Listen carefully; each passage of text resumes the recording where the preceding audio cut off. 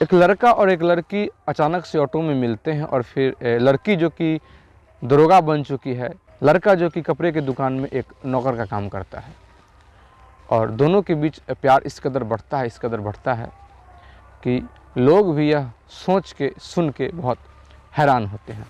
नमस्कार, प्रणाम, मैं दीपक कुमार यादव। कहानी के इस नए एपिसोड में आप सभी का बहुत बहुत स्वागत है। वीडियो देखने से पहले थोड़ा सा वीडियो को लाइक कर दीजिए और अभी तक अगर आपने हमारे इस चैनल को सब्सक्राइब नहीं किया है तो प्लीज़ चैनल को सब्सक्राइब कर दीजिए। दोस्तों, यह कहानी है बिहार के समस्तीपुर ज़िले का।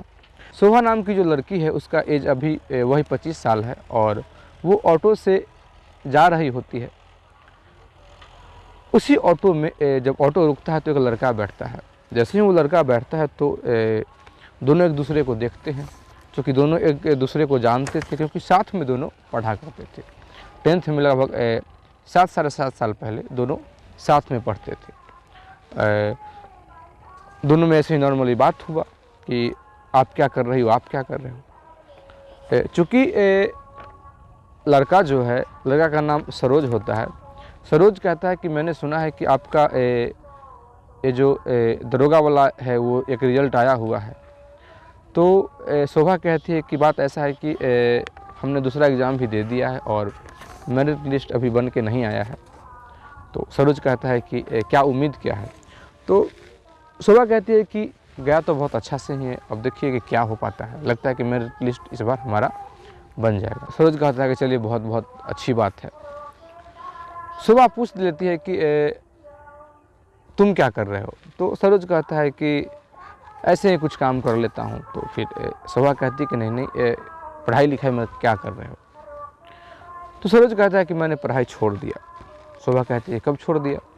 सरोज कहता है कि मैंने 1-1.5 साल पहले पढ़ाई को छोड़ दिया। BA मेरा कंप्लीट हुआ और मैंने पढ़ाई को छोड़ दिया। शोभा को थोड़ा हैरानी हो रही थी इस बात से कि भाई आखिर ये इतना तेज लड़का था, क्योंकि जब दोनों 10th में साथ में पढ़ रहे थे तो ये जो सरोज था बराबर बोर्ड पे चला जाता था। मतलब कोई भी अगर हिसाब को या किसी चीज़ को सॉल्व करना होता था तो ये बोर्ड पे जाके बनाता था और सभी लड़के देखते थे। सभी को पता था कि सरोज जो है पढ़ने में बहुत ज़्यादा तेज है। शोभा कहती है कि जहाँ तक मुझे याद है कि तुम तो हर एक हिसाब को सबसे पहले बनाते थे और फिर उसको तुम बोर्ड पे बताने जाते थे, फिर अचानक से ऐसा। सरोज कहता है कि बात ऐसा है कि ये नौकरी है, ये अब पढ़ाई से, मेहनत से कम और लक से ज़्यादा मिलता है। मैंने कई बार अपना आजमाया है, चांस आजमाया है, लेकिन मेरा लक साथ नहीं दिया। और चूँकि अब हमारा जो आर्थिक घर का स्थिति था वो इजाज़त नहीं देता था कि मैं कुछ दिन और पढ़ूं या नौकरी की तैयारी करूं। चूँकि मैं घर में सबसे बड़ा हूं और मेरा जिम्मेवारी है, एक बहन की शादी करनी है और हमारे जो पिताजी हैं वो भी अब कामकाज लगभग छोड़ दिए हैं। नौकरी तो मैं कर जाऊंगा, लेकिन फिर परिवार को भी देखना होता है। ऐसा ना हो कि हम नौकरी के चक्कर में रहें, क्योंकि नौकरी का कोई भरोसा ही नहीं है कि मेरा नौकरी कब होगा। शोभा पूछती है कि फिर काम क्या करते हो। तो सरोज कहता है कि ऐसे ही एक कपड़े के दुकान में स्टाफ के रूप में काम करता हूँ। तो शोभा कहती है कि नौकरी नौकर के रूप में है, तो नौकरी के कहीं काम करता हूँ। अब काउंटर पे तो मुझे नहीं बैठाएंगे, तो नौकर का ही काम करता हूँ। शोभा कहती है कि क्या तुम फेसबुक और चलाते हो कि नहीं। सरोज कहता है कि चलाता हूँ फेसबुक। तो शोभा कहती है कि मैंने तुमको ढूंढने का बहुत कोशिश किया लेकिन तुम मिले नहीं। सरोज कहता है कि तुम झूठ बोल रही हो कि तुमने कभी मुझे ढूंढा ही नहीं, क्योंकि मैंने तुमको ऑलरेडी फ्रेंड रिक्वेस्ट भेज रखा है और अभी तक तुमने एक्सेप्ट नहीं किया है। तुरंत जो शोभा है जो मोबाइल निकालती है और खोजने लगती है, फिर नाम है जो सर्च करती है। तो शोभा एक्सेप्ट करती है और एक्सेप्ट करते समय कहती है कि बात ऐसा है कि अब तुम जानते ही हो कि लड़की के फेसबुक पे या ऐसे ही रिक्वेस्ट आते रहता है, तो इसलिए हम लोग ज़्यादा ध्यान नहीं देते। चूँकि अब सरोज को आगे उतरना था तो सरोज कहता है कि ठीक है मैं उतर रहा हूँ, फिर हम लोग बात करते रहेंगे। या फेसबुक पे तो हम जुड़ ही गए हैं। सरोज जो है घर आता है और फेसबुक पे शोभा के हेलो लिखता है, उधर से भी जवाब आता है।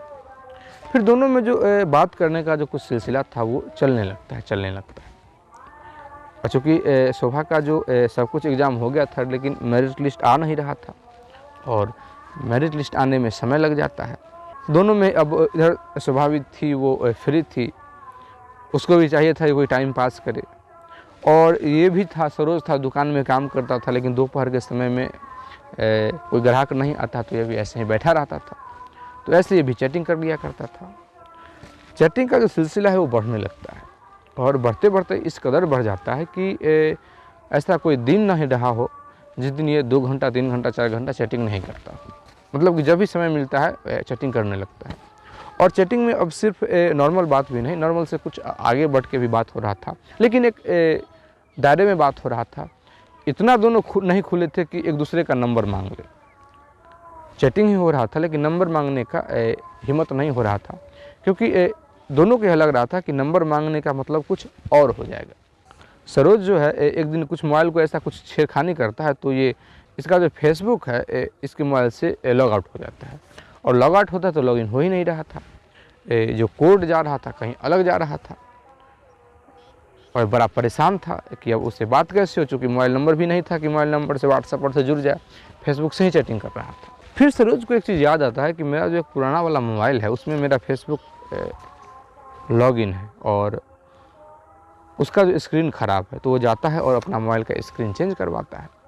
जब स्क्रीन चेंज करवाता है तो फिर उसको खोलता है तो उसमें लॉगिन हो जाता है।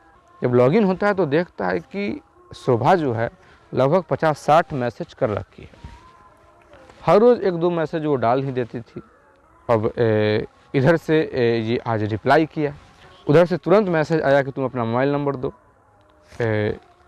सरोज जो है अपना मोबाइल नंबर देता है, जैसे ही मोबाइल नंबर देता है उधर से कॉल आ जाता है, और कॉल करके शोभा जो है बहुत भला बुरा सरोज को कहने लगती है कि तुम में कॉमन सेंस नहीं है कि जिससे हम बात कर रहे हैं, जो हर रोज़ हम बात कर रहे हैं, अचानक से गायब हो जाना, वो क्या सोच रही होगी, उसके मन में क्या चल रहा होगा। सरोज अपना पूरा बताता है परेशानी। दरअसल बात ऐसा है कि जैसे ही शोभा का जो बात है वो सरोज से होना बंद हो गया था, क्योंकि दोनों लगभग 1-1.5 महीना तक बहुत क्लोजली बात किए थे और बहुत ज़्यादा देर बात कर लिए थे। तो जैसे ही जब बात हो रहा था तब तो दोनों को नॉर्मल लग रहा था, लेकिन जैसे ही बात बंद होता है तो शोभा को यह लगने लगा था कि हम ऐसे बात नहीं कर रहे हैं, बात कुछ और हो गया है।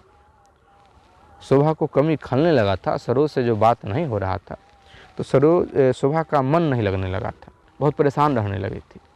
और इस 1 महीना में शोभा को पूर्ण रूपेण ये विश्वास हो गया था कि मुझे सरोज से प्रेम हो गया है। सरोज ये कहती है कि तुम अभी के अभी मिलो मुझसे।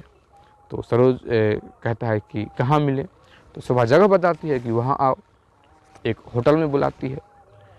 सरोज है जो दुकान पे ही था, तो दुकान से छुट्टी लेता है, कहता है कि मैं 1-2 घंटे में आ रहा हूँ, और शोभा इधर से जाती है। शोभा इधर से जाती है और जाते जाते पहले तो सरोज को देखती है और आंखें लाल कर लेती है, गुस्सा हो जाती है। सरोज जो है इस बात को नॉर्मली ले रहा था, चाहता तो था सरोज भी, ऐसा नहीं कि नहीं चाहता था, लेकिन यह सोचता था कि अब कहाँ वो लड़की और कहाँ मैं, ऐसे ही बात हो रहा है, अगर हमको ज़्यादा उससे हम आशा रखते हैं तो फिर समस्या हो जाएगा, इसलिए अपने मन को उस ओर ज़्यादा बहकाया ही नहीं था। ये शोभा आती है और शोभा कहती है कि मैं साफ साफ बात तुमसे कहना चाहती हूँ, और मैं कोई लाई लपेट में बात नहीं रखूँगी, मुझे तुमसे प्रेम हो गया है, आई लव यू, और तुम्हारे मन में क्या है मुझे अभी का अभी तुम जवाब दो, येस और नो में मुझे जवाब दो। सरोज कहता है कि ऐसा नहीं हो सकता है क्या कि तुम्हारा जब रिजल्ट आ जाए उसके बाद मैं तुमको जवाब दूँ। तो शोभा कहती है क्यों, अगर मैं पास नहीं होंगी, अगर मेरा मेरिट लिस्ट नहीं बनता है तो क्या तुम मुझे जवाब नहीं दोगे, बात नहीं करोगे मुझसे। सरोज कहता है कि बात ऐसा है कि अगर तुम्हारा मेरिट लिस्ट नहीं बनता है तो मैं बहुत जल्दी जवाब दे दूंगा, लेकिन अगर तुम्हारा मेरिट लिस्ट बन जाता है तो मुझे सोचने में थोड़ा सा समय लगेगा। शोभा कहती है कि चलो ठीक है, मेरा एग्ज़ाम अच्छा नहीं गया, अब बताओ कि मैं पास नहीं होंगी, अब बताओ तुम अपना जवाब बताओ। सरोज कहता है कि आई लव यू। शोभा कहती है कि अगर मेरा बन जाए तो। सरोज कहता है कि बात ऐसा है कि देखो अभी तुम भावना में बह गई हो, लेकिन जब तुम उस पद पे पहुंचोगी, मैंने भी बहुत दुनिया देखा है, बहुत कुछ देखा है, प्यार तो मुझे भी तुमसे है, लगाव है, चाहता हूँ, लेकिन चूँकि दुनिया को इतना हम देख चुके हैं, चूँकि हम दुनिया को इतना देख चुके हैं और अपना जीवन को भी देख चुके हैं, तो मेरा जो दिल है, मन है, वो इजाज़त नहीं देता है कि हम कोई एक कदम आगे बढ़ें। अब सरोज जो है वो अपना प्यार का इजहार कर चुका है। दोनों होटल में बैठते हैं, खाना पीना खाते हैं। थोड़ा देर बात करने के बाद शोभा जो है घर चली जाती है, लेकिन अब दोनों एक दूसरे से मोबाइल से भी बात करने लगे थे। घंटों बात हो रहा था।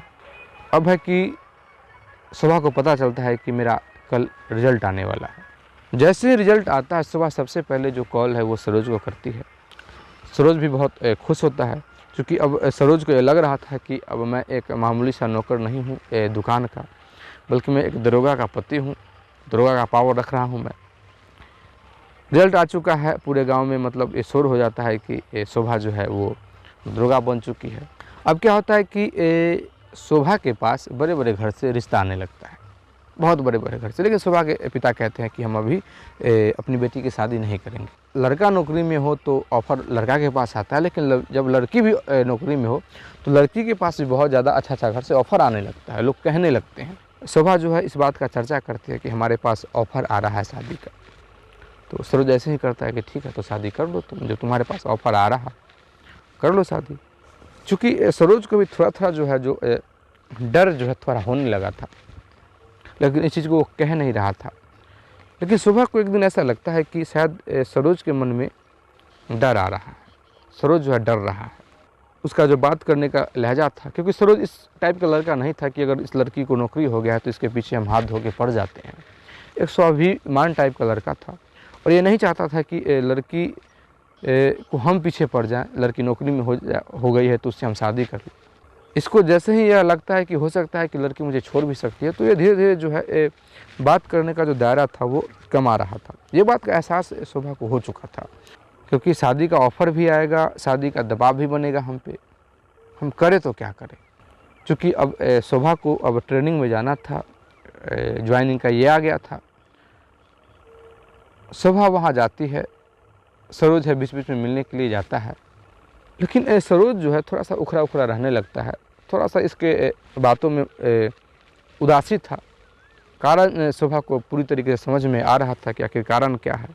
ट्रेनिंग के दौरान भी बैंकों का कुछ खाता उता खुलवाना था, क्योंकि ट्रेनिंग में गई थी तो फिर पेमेंट भी चालू हो जाता है।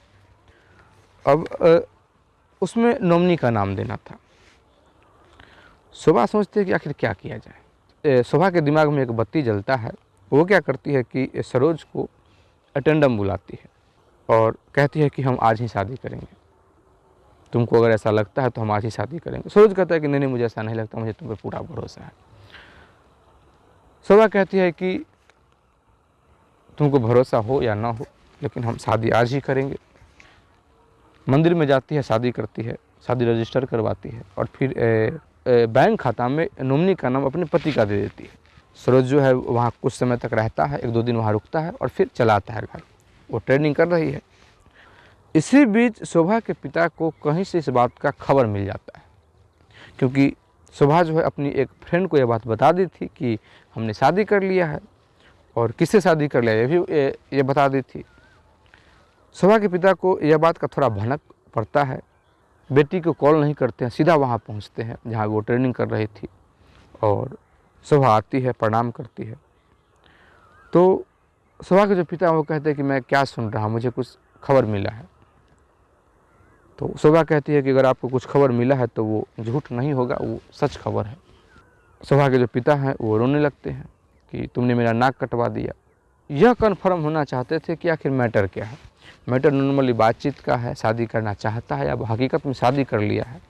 शोभा कहती है कि मैंने शादी कर लिया है। ये कहते हैं कि नहीं तुमने शादी नहीं किया, तुम मुझसे झूठ बोल रही हो, तुम ऐसा इसलिए कह रही हो ताकि मैं तुमको छूट दे दूँ। शोभा कहती है कि पापा मैंने शादी कर लिया है, आपको अगर विश्वास नहीं है तो अपना जो बैंक का जो डिटेल है वो लाती है और अपने पिता के हाथ में दे देती है। जैसे ही ये देखते हैं तो उनका सर चकरा जाता है, वहाँ ऐसे ही रोने लगते हैं।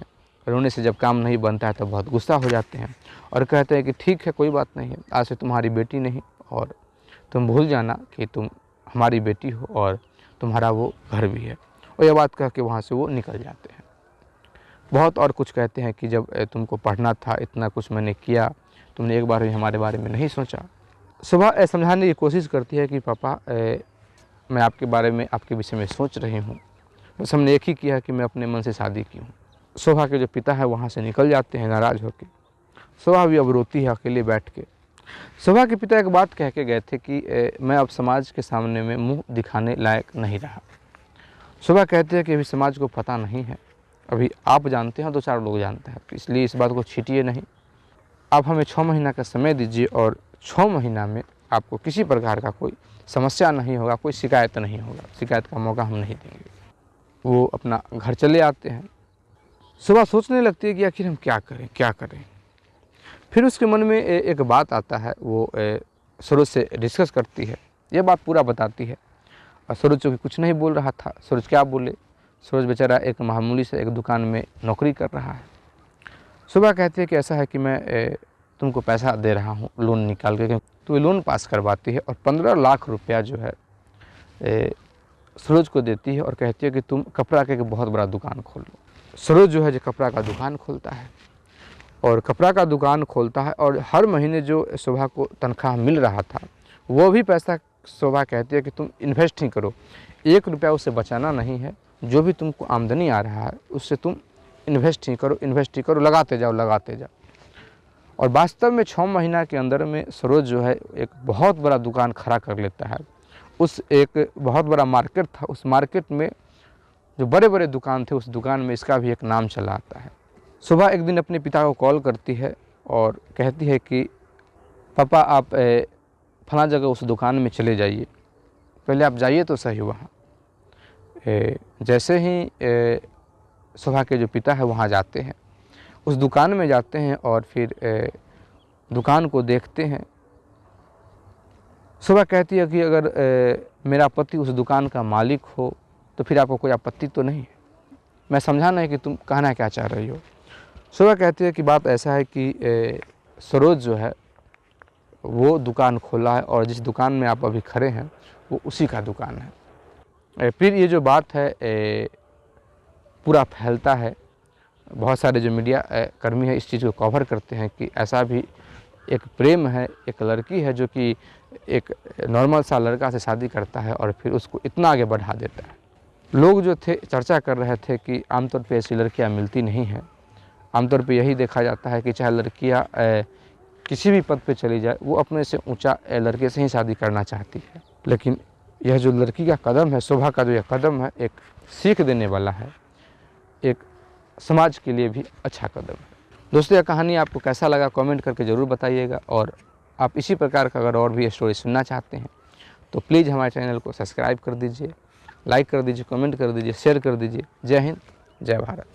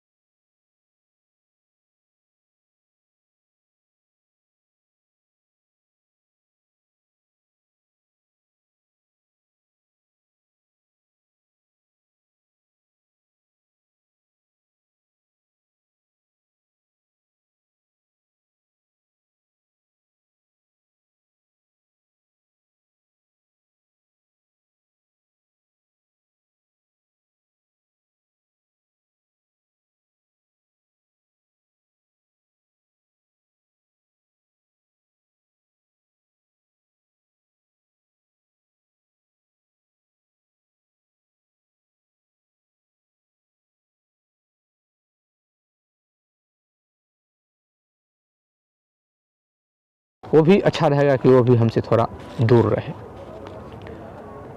अब क्या होता है कि प्रभास जो है, अब क्या होता है कि प्रभास जब संध्या भी इग्नोर करने लगी थी, साइड होने लगी थी, तब प्रभास के अंदर में वह प्यार जग रहा था, इसके अंदर बेचैनी बढ़ने लगता है। लेकिन अब कहे तो किसको कहे, और किसी को कहता है तो सब इसको गाली ही देगा। जब वो मिल रही थी तो तुम इग्नोर कर रहे थे।